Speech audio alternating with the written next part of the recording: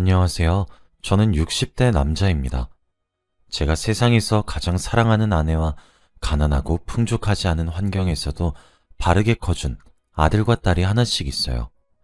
제 삶이 그리 녹록치 않았고 팍팍했었던 이유는 말년에 편하게 지내기 위함이었나 싶을 정도로 제게 엄청난 행운이 찾아왔습니다. 지금부터 그 이야기를 한번 해보도록 할게요.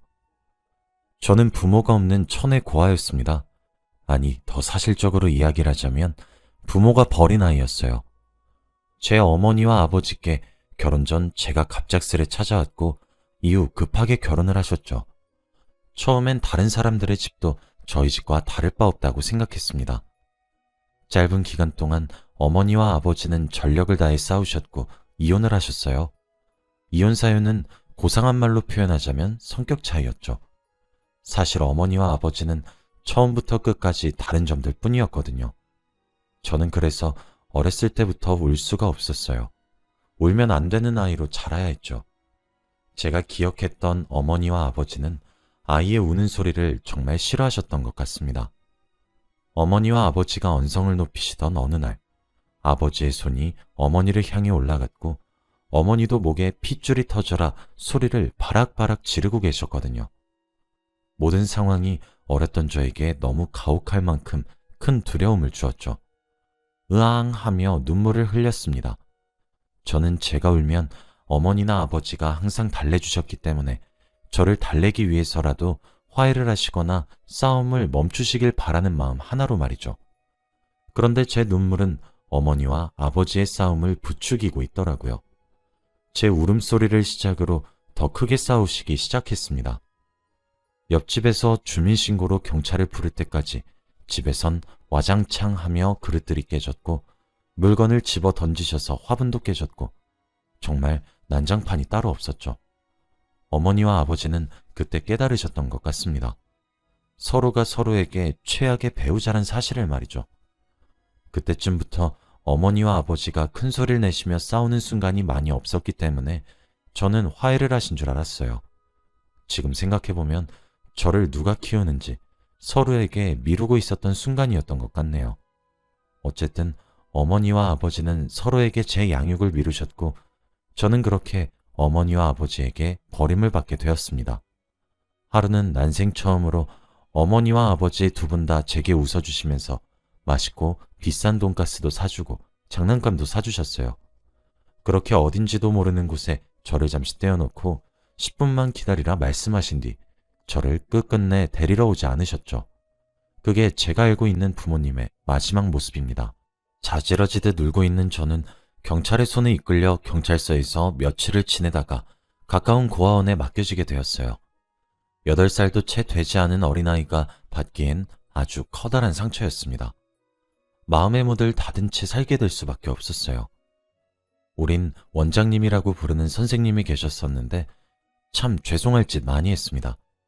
하지만 사랑으로 정성으로 저를 끝까지 포기하지 않으셨어요. 사춘기를 겪으면서도 얼마나 많이 무너졌는지 몰라요. 차라리 죽고 싶다 생각할 정도로 절망적이라 생각했죠.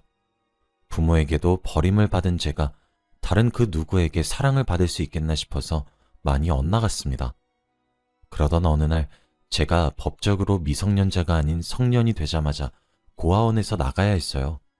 저처럼 부모에게 버림받거나 부모가 일찍 죽거나 사정상 부모가 양육할 수 없는 아이들은 무궁무진 넘쳐나고 있는 상황에 제가 고아원에서 차지하고 있는 자리가 눈치가 보이기도 하거든요.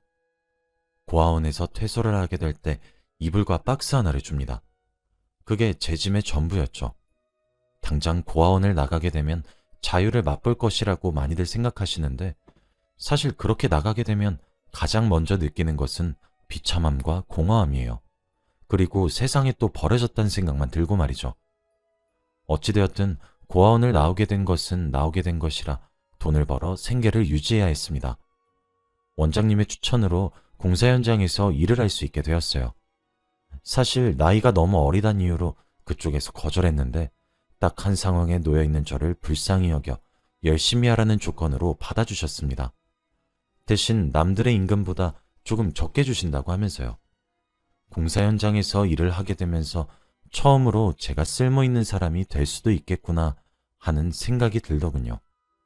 그 현장에서 만나게 된 다른 일꾼 형님들도 저를 귀여운 막내라며 귀여워하면서 삼겹살에 소주를 사주기도 하셨고, 혼자 살 때 필요한 것을 말해주시기도 하면서 여러 방면으로 도움을 주셨습니다. 저도 점차 성격이 밝아지기 시작하더라고요.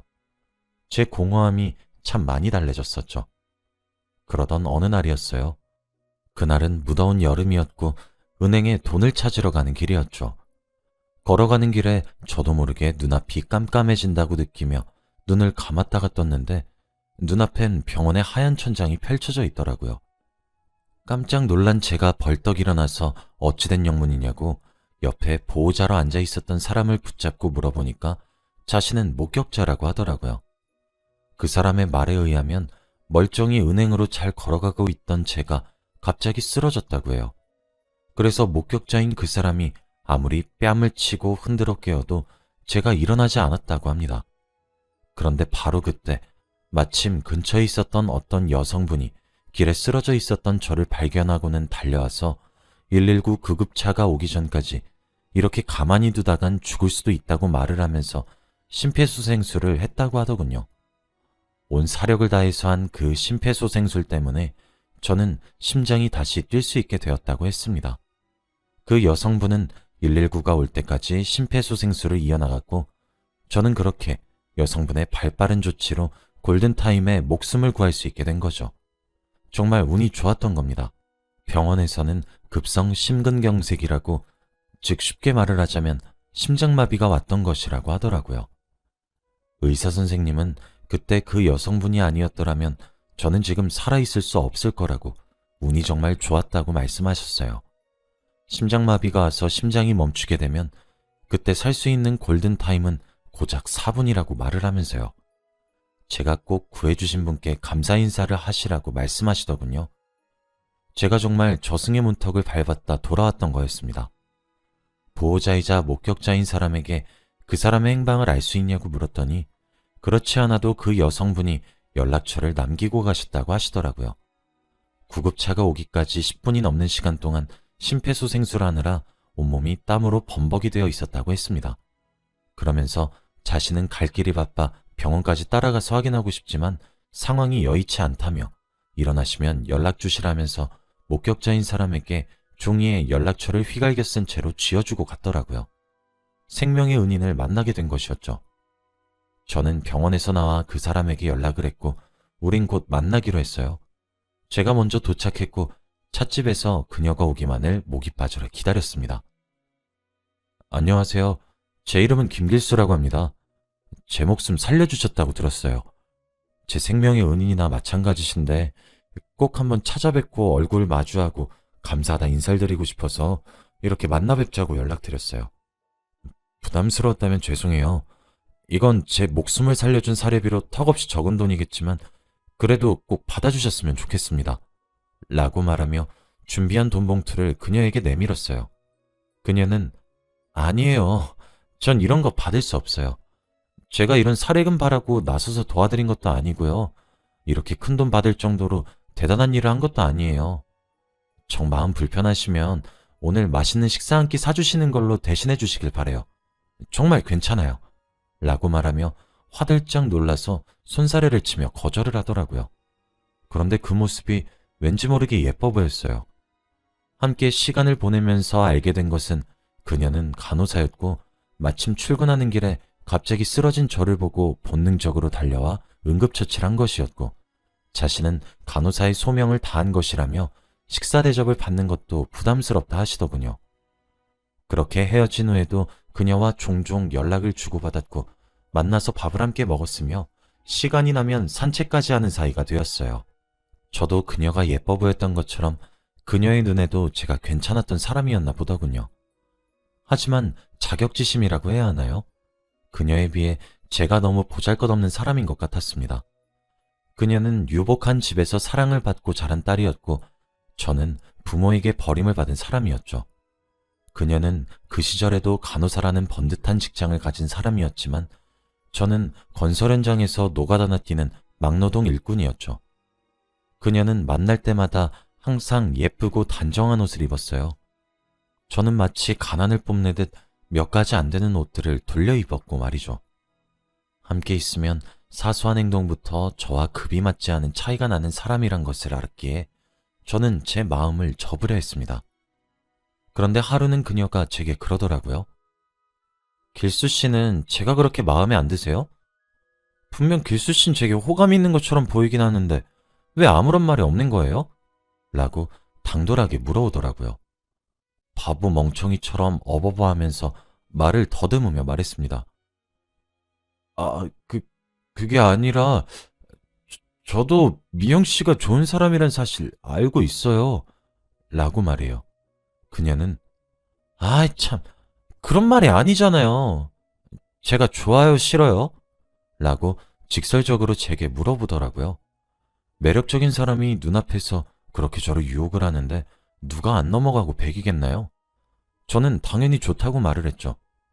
하지만 저와 그녀 사이의 극명한 차이도 함께 말했습니다. 그녀는 전 괜찮아요. 저는 그런 조건들 때문에 길수 씨가 좋은 게 아닌걸요? 저는 길수 씨의 따뜻한 마음씨가 좋아요. 길수 씨랑 있으면 제가 너무 귀한 사람이 되는 것 같기도 하고 그렇게 만들어주는 길수 씨가 너무 좋아요. 라고 말을 했습니다. 가슴 한 구석에서 따뜻해지는 기분을 받았는데 그게 사랑이구나 싶더라고요. 저희 두 사람은 그날 이후로 자연스럽게 점점 관계가 발전하기 시작했고 결혼까지 생각하게 되었어요. 놀랍지도 않겠지만 당연히 그녀의 집에서는 미친 듯이 반대하기 시작했죠. 어떻게 귀하게 길러낸 딸인데 별 볼 일 없는 막노동 일꾼에게 시집을 간다니 제가 그녀의 부모라도 반대를 할 것 같아 상처가 되지도 않더라고요. 그런 말을 면전에서 듣는 저를 그녀는 오히려 걱정해 주었습니다. 하지만 그녀의 뱃속엔 이미 아이가 생긴 뒤였고 자식이기는 부모 없다는 말처럼 그녀의 부모님도 결국 그녀의 고집을 꺾지 못해 우린 서둘러 결혼할 수 있게 되었어요. 결혼 이후에도 아내는 정말 많이 고생했어요. 부모 사랑을 모르고 자랐던 저였고 보고 배운 것이라곤 제게 소리치는 어머니와 아버지의 모습만 알았기에 아이들을 야단칠 줄만 알았지 사랑한다며 예뻐할 줄 몰랐었거든요. 그런 저를 위로하랴 아이들을 보살피랴 아내가 정말 많이 바빴습니다. 게다가 비가 오거나 하면 제가 일을 나가지도 못해서 돈도 못 벌어오니 수입도 많이 불안정해서 아내는 아이들을 낳은 이후에도 일을 나가 돈을 벌어와야만 했어요. 그래도 항상 웃음을 잃지 않았죠. 언제나 제가 최고의 남편이라며 치켜 세워 주었거든요. 아내는 아이들에게도 현명한 어머니의 역할을 해주었지만 제게도 어쩔 때는 아내가 되어주었고 어머니의 역할을 해주기도 하였어요. 아무래도 건설 현장에서 막노동 일을 하면 부상이 많을 수밖에 없거든요. 사방에 위험이 도사리고 있기 때문에 언제든지 다칠 수 있었습니다. 그럴 때마다 아내는 눈물 지으며 제 몸 걱정을 하기 바빴고 그럴 때면 아내가 더욱 허리띠를 바짝 조여 생계를 이어나가는 가장의 역할과 저를 돌보는 아내의 역할 두 가지를 동시에 해내야 했어요. 아내를 너무 많이 사랑했지만 그만큼 미안한 일이 참 한두 가지가 아니었어요. 그런 시간이 흐르고 나니 아들과 딸은 어느새 취직을 해서 직장을 가질 나이가 되었고 하나둘 결혼을 하기 시작했어요. 아들을 먼저 분가시키고 딸마저 분가시킨 그 집에 아내와 단둘이 남아있던 어느 날이었죠. 그때 아내의 얼굴을 찬찬히 뜯어보는데 그 옛날 곱고 귀하게 자란 딸내미의 모습은 온데간데 없고 남편 잘못 만나 고생만 무지하게 한 여인의 모습만 남아있더라고요. 그게 참 마음이 미어졌습니다. 내가 우리 아내에게 대체 어떻게 해야 이 모든 은혜를 갚을까 생각하면서 잠에 들었었거든요. 그런데 그날 밤 꿈을 하나 꾸게 되었어요. 그런데 꿈 내용이 참 신기했습니다. 꿈속에서 제가 혼자 집을 지키고 있더라고요. 그런데 돼지 한 마리가 들어오더니 저희 집에 똥을 한가득을 싸고 다시 나가더군요. 한 마리가 나가니 또 다른 한 마리가 저희 집에 들어와 똥을 한가득 싸고 나가고 그 돼지가 나가고 나니 또 다른 돼지가 들어와 똥을 한가득 싸고 나가고 이 행동을 몇십 마리, 몇백 마리가 반복을 하는 것이 아니겠어요? 그런 꿈을 꾸다 잠에서 깨게 되었죠. 사람이 본능적으로 느낀다 해야 하나? 일어나자마자 제가 먼저 한 생각은 아, 이거 분명 복권을 사야 하는 꿈이다였습니다. 그 길로 복권을 사러 갔어요. 자동으로도 사고 수동으로도 샀죠. 이게 불과 얼마 전에 제게 일어난 일이었습니다. 그리고 복권을 추첨하는 날이 되도록 정말 손꼽아 기다렸어요. 돈 모은 것도 바빠서 저는 복권을 사거나 이러는 행동이 사치로 느껴져서 한평생 복권 한 장 마음 편히 못 사봤거든요. 그런데 그때는 무슨 귀신이 들린 것처럼 자동으로 수동으로 복권을 샀더라니까요. 대망의 복권 번호를 추첨하는 날이 찾아왔습니다. 저는 초조해하며 방송을 지켜봤죠. 그런데 세상에 정말 믿기지가 않는 일이 벌어지고 말았어요. 수동으로 제가 체크한 복권들 중에서 딱 한 장이 번호가 하나씩 들어맞는 것이 아니겠습니까? 번호가 3개 맞았을 땐 에이 아니겠지. 4개째 들어맞았을 때도 에이 설마. 정말 조마조마한 심정으로 바라봤어요. 그런데 제 로또가 1등이더군요. 당시 회차에서 1등의 상금은 28억이었습니다. 정말 믿기지 않아서 몇 번이나 확인을 했는지 몰라요. 정말 제게 또 심장마비가 올 뻔했다니까요. 그 이후 당첨금을 수령받기 위해 서울로 올라가서 수령받았고 생전 만져보지도 못했던 금액이 통장에 찍힌 것을 보고 그제서야 실감했습니다. 저는 그 돈으로 가장 먼저 한 일이 아내를 데리고 백화점을 가는 거였어요. 이때까지 남편과 아이들을 챙기고 돌보느라 그 흔한 명품 가방 하나 없단 사실이 마음에 걸렸거든요. 돈이 많아졌는데도 그 정도의 금액을 지불하는데 카드를 내미는 제 손이 다 떨렸습니다. 그 이후로 지금까지도 제게 일어난 그 기적과도 같은 행운이 믿기지는 않고 있어요. 아내는 일확천금을 가지게 되었어도 그것에만 기대면 안 된다고 말을 하며 계속 일을 하고 있습니다. 저는 그 돈을 은행을 통해 펀드도 하고 주식도 하며 돈을 굴리고 있어요. 이때까지는 아내가 제게 희생하는 삶을 살았는데 저는 이렇게 큰 돈을 모두 아내에게 주고 싶습니다. 아내는 괜찮다고 자꾸 사양하고 제가 받은 행운이기 때문에 제가 들고 있어 주길 바라더라고요. 진짜 정말 제 아내지만 이 정도면 정말 천사고 선녀이지 않나요? 제가 여기에 사연을 써서 자랑할 만하지 않습니까? 제가 전생에 나라라도 구했나 봅니다. 이렇게 완벽한 사람이 제 인생에 나타나 준 것을 보면 분명히 제가 전생에 이순신 장군이라도 되었던 것 같네요. 그래도 저는 세상에서 가장 사랑하는 아내가 너무 고생만 해서 하늘에서 커다란 행운을 준 것이 틀림없다고 생각하고 있어요. 고생 끝에 낙이 온다더니 저는 이제라도 제 생명의 은인이자 인생의 은인이 되어준 사랑하는 아내와 함께 여행도 다니고 맛있는 것도 사 먹고 돈 버느라 바빠서 차마 즐겨보지 못했었던 젊음을 지금이나마 조금씩 즐겨보려고 합니다. 제 이야기를 들어주셔서 감사합니다. 이제 제 미래는 꽃처럼 예쁜 길만 펼쳐져 있어 너무 행복한 날들의 연속이에요.